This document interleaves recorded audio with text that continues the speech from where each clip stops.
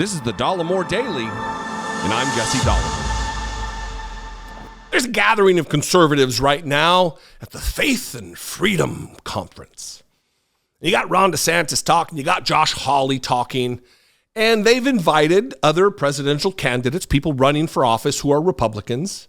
Chris Christie, who I'm going to talk about today, who is really trying to set himself apart as the one guy who's willing to call out Donald Trump to his face plainly and flatly.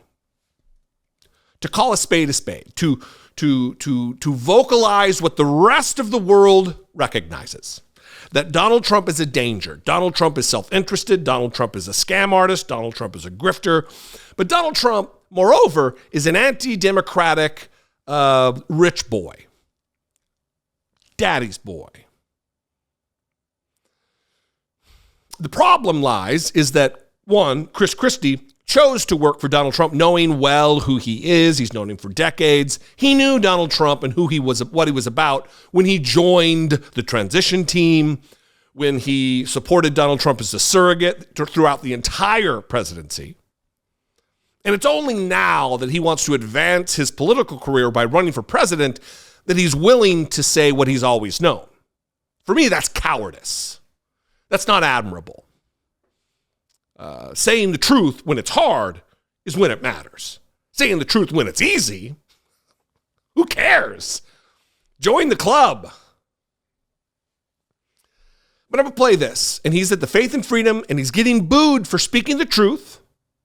And I just want to analyze this in real time with you guys of where do we think this is going to lead? What is this? What's his motivation other than self-aggrandizement, furthering his career? And where are the Republican Party? Where are they going to be with it? Watch this. In debate prep in 2020, why am I running for president of the United States? I'm running because he's let us down. He has let us down because he's unwilling.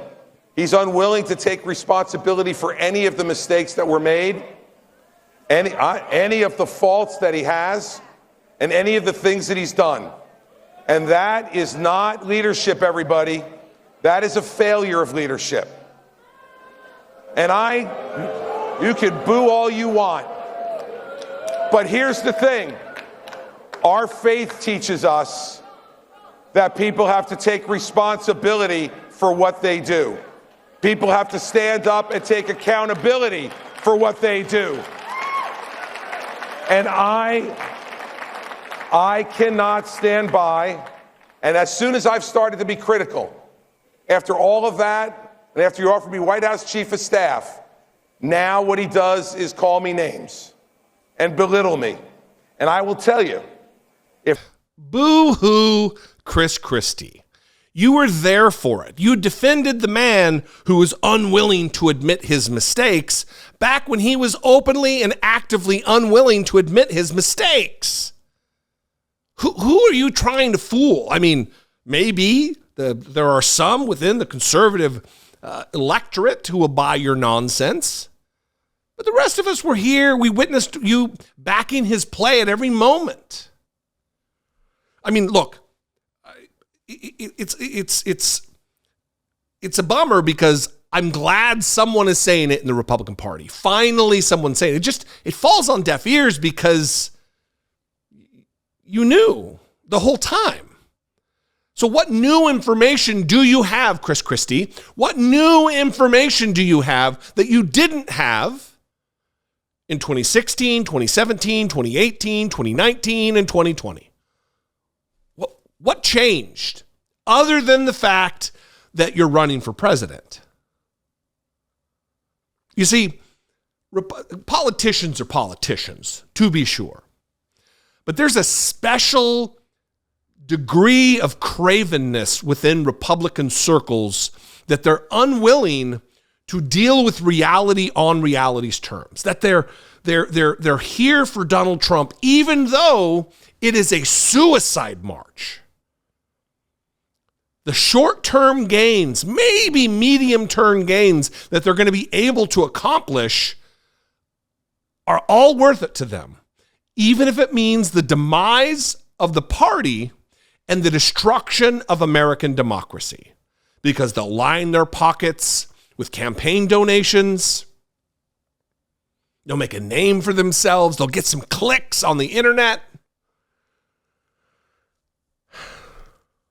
All at a very steep price. A very steep price. What do you think? I would love your opinion on this. What am I missing? What didn't I talk about in the course of this, 6 or 7 minute rant? You can call, leave me a brief voicemail. Brief voicemail, 714-576-4054. Of course, you can email me daily@dollemore.com.